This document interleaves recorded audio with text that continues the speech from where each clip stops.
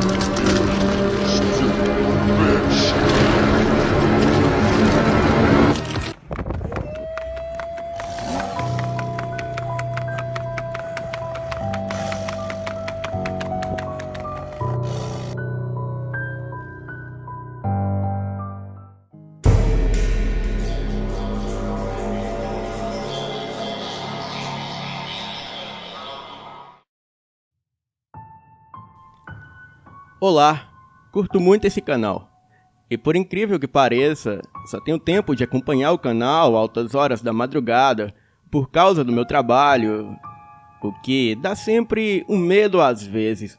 Sou o André, eu nasci em Minas Gerais, em Uberlândia, e hoje em dia moro no estado do Mato Grosso, e após ter sido aprovado em um concurso público, eu sou investigador da Polícia Civil do Mato Grosso. Sempre morei em Uberlândia, até que depois de concluir o curso de Direito, eu resolvi prestar concursos públicos. Passei em 3 estados diferentes, sendo Goiás, Santa Catarina e Mato Grosso. E por conveniência salarial, eu escolhi vir para o estado do Mato Grosso. No começo era tudo alegria. Morava em Cuiabá, tinha lazer, cultura, um aeroporto que me permitia ir para a minha cidade, principalmente nos feriados. Até que, devido à Copa do Mundo de 2014, que em Mato Grosso sediou 4 dos jogos, eu fui transferido para a região de fronteira para ajudar no combate ao tráfico de drogas e desmatamento ilegal. Pois bem, a Copa acabou. O meu trabalho foi bem reconhecido. E então, me convidaram para permanecer naquela cidade que, mesmo pela distância e insalubridade, eu acabei aceitando. A cidade chama-se Jurema e fica no norte do Mato Grosso, praticamente dentro da Amazônia. E só para chegar a Cuiabá, partindo de lá, são 950 quilômetros. Bem, por lá eu fui ficando. A depressão foi batendo, a vida passando, e o salário já não era algo tão atraente mais. Em meio a tanto marasmo, eu pedi 3 dias de folga para o meu chefe e fui simplesmente ao Festival Tomorrowland, edição 2015 de 1º a 3 de maio, e acabei ficando uma semana. E aquele foi o melhor fim de semana que eu tive em anos. Fui de carro até Cuiabá, foram 950 quilômetros, sendo que 350 km por estrada de terra que corta a selva amazônica. 12 horas de viagem depois, eu cheguei a tempo no aeroporto de Cuiabá e peguei um voo até São Paulo. E no dia do evento, eu parti para Itu. Enfim, o evento acabou, eu curti muito com os melhores DJs do mundo, Porém, eu tive que voltar para a realidade depois. E chegando no aeroporto de Cuiabá, por volta das 13 horas, eu resolvi pegar a estrada de volta para a cidade onde eu trabalhava.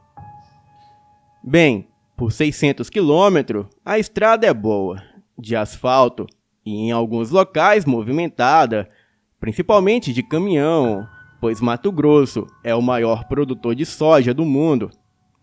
Então, eu resolvi parar e descansar em uma cidade de nome Brasnorte. E essa cidade fica a 550 km de Cuiabá. Porém, como eu estava ansioso para retornar, já que o meu chefe já estava exigindo que eu voltasse, eu resolvi sair de Brasnorte já tarde da noite. E com sorte, eu chegaria em Jurema até o final da manhã do dia seguinte. Bem, e assim eu fui. Segui viagem em meu CrossFox branco e com ele eu consegui chegar em Juína, cidade no noroeste do Mato Grosso, a última cidade até onde chega o asfalto e onde o meu chefe se estabelece. Eu resolvi parar por lá, falar com ele e justificar a ausência. E quando dei por mim, já era 3:30 da tarde. Armava chuva naquele momento. Eu abasteci o carro e segui viagem. Ainda faltavam 350 quilômetros até a minha cidade de destino. Porém, esse percurso é o pior possível e imaginável, sendo praticamente a Transamazônica, com estrada de terra, mal conservada e deserta. E para piorar, começou a chover torrencialmente. Foi então que já tarde da noite, umas 23 horas, não estava nem na metade do caminho até Juruema, e o meu CrossFox atolou na estrada. Tal estrada, além de ser péssima, já se encontrava dentro da Amazônia Legal. Então, existem árvores com florestas densas dos dois lados da estrada e sem acostamento. E mesmo durante o dia, essa estrada é escura e quase deserta por causa da altura das árvores e alguns perigos, como colisões com animais silvestres ou ataques de índios. E como eu estava voltando de um final de semana espetacular, eu só queria chegar em casa, então eu pensei: poxa, depois de tanta diversão, ficar atolado por alguns minutos tá valendo. Dos males o menor. Contudo, passaram-se horas e o meu carro continuava atolado e a chuva havia se intensificado. O vento batia nas árvores enormes e produzia um uivo quase que sobrenatural. Então, com o farol ligado, eu vi um homem à distância caminhando pela estrada na chuva, vindo em minha direção. Eu pensei: bem, pode ser a minha salvação ou a minha perdição. Mas eu não tinha escolha. Precisava chegar na delegacia para não ter o ponto cortado. E quando o homem se aproximou, eu o chamei respeitosamente e perguntei: Ei, o senhor mora por aqui? Sim, tem um sítio perto de Juruena. Juruena? Estou indo para lá, mas com esse carro atolado eu não posso fazer muita coisa. E o meu celular também não pega aqui. Então, o senhor gentilmente disse: Estou indo para o sítio do meu irmão. Eu posso pedir um reboque para te desatolar. Bem, como eu sabia que seria uma fortuna, então eu disse: Não, por favor, ligue na delegacia em Juruena, ou na PM mesmo, e peça para o investigador de plantão, o Everton, vir ao meu encontro com a viatura. A viatura era uma Mitsubishi L200 Triton, toda adaptada para aquela região.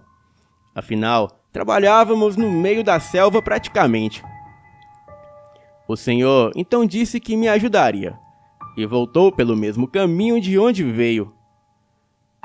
Liguei o farol alto do carro para iluminar a estrada para ele, e de repente, aquele homem sumiu diante da luz que iluminava a chuva forte e o vento balançando as árvores e arbustos.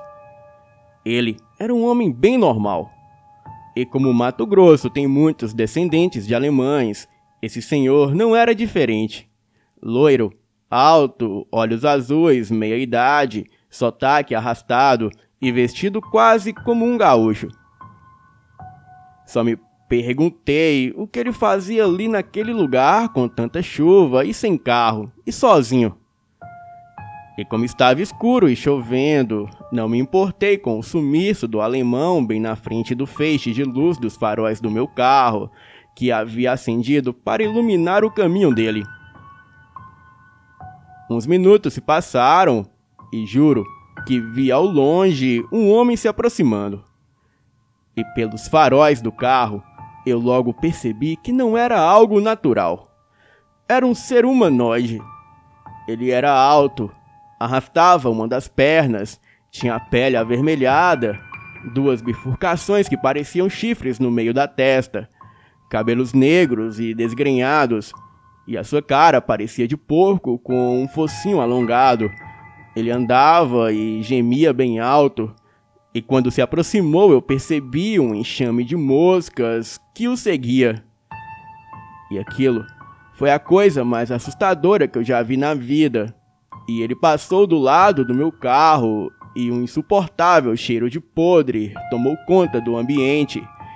Ele parou e me encarou por alguns segundos com aquela cara monstruosa e olhos negros que pareciam 2 buracos que viram do inferno. Ele deu uma bufada me encarando, mas, graças a Deus, ele logo virou a cabeça sentido a estrada e seguiu seu caminho. 2 horas depois, talvez menos, chega o meu colega com a L200 para me resgatar. Ele então disse: "E aí, aproveitou bem o fim de semana?" "Claro, você não tem ideia do que acabou de acontecer." "Me conte depois. Porque agora temos um homicídio para resolver. E tudo indica que a vítima morreu hoje mais cedo. E o assassino deve estar por aí." "Bem, eu pensei que só poderia ser aquele cara." Há 2 horas, eu vi um homem bem alemão perambulando pela estrada. Inclusive, eu pedi para ele ligar na delegacia para alguém vir me desatolar. Pronto, caso praticamente resolvido. Assim que passar a chuva, vamos achar esse cara. E se foi ele o assassino, descobriremos. Enquanto íamos para a delegacia, eu contei para o meu chefe sobre a criatura que eu vi na estrada, e ele disse que poderia ser Beelzebu, o demônio das moscas.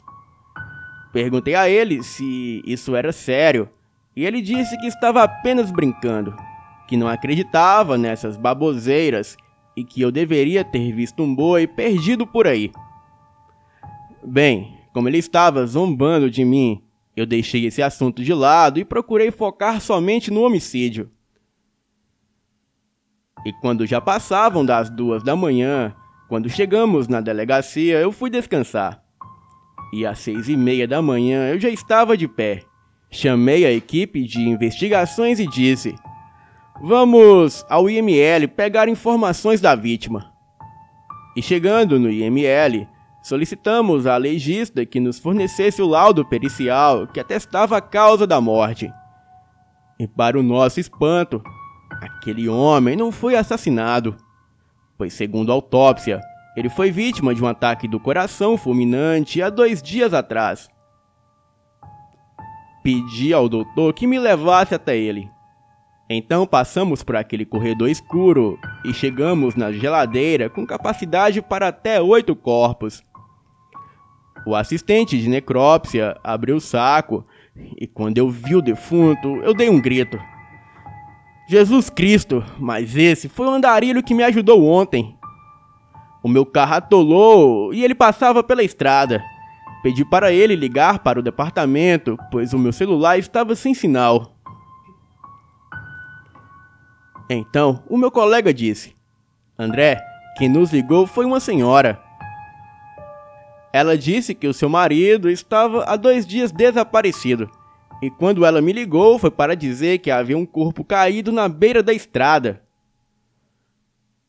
O meu amigo então disse: Positivo, companheiro. Recebemos a notícia de um corpo no meio da estrada. E quando saí para averiguar, te encontramos atolado na estrada. E ninguém avisou que você precisava de ajuda. O meu sangue gelou naquele momento. Eu pedi para ir embora e colocar a mente no lugar. Mas uma coisa eu tenho certeza. Eu falei com aquele homem 2 dias depois da sua morte. Depois disso, eu nunca mais fui o mesmo. Pedi transferência e evito dirigir à noite desde então. Será que aquele pobre ser ainda caminha por aquelas estradas barrentas, escuras e cobertas de matas, sem saber que já não está mais entre nós? Depois desse dia, várias pessoas afirmam ver o alemão caminhando vagarosamente com seus olhos fundos pela estrada de terra e desaparecer sempre que alguém dá um farol de luz em sua direção para ajudar a iluminar o seu caminho. Os seus familiares dizem que enquanto não rezarem uma missa para ele em uma igreja luterana, que era a sua religião, ele não terá paz e vai sempre fugir da luz. Bem, este é o meu relato, mas não acaba aqui. Eu moro em Cuiabá, mas sempre penso naquele homem esquelético de olhos claros e fundos, caminhando na beira da estrada, procurando uma igreja luterana para pedir perdão por seus pecados. E também penso naquela estranha criatura que eu vi passar logo após. E creio que aquela criatura seja a verdadeira morte, que estava em busca do homem desencarnado, que fugiu do além para o mundo dos vivos. Boa noite.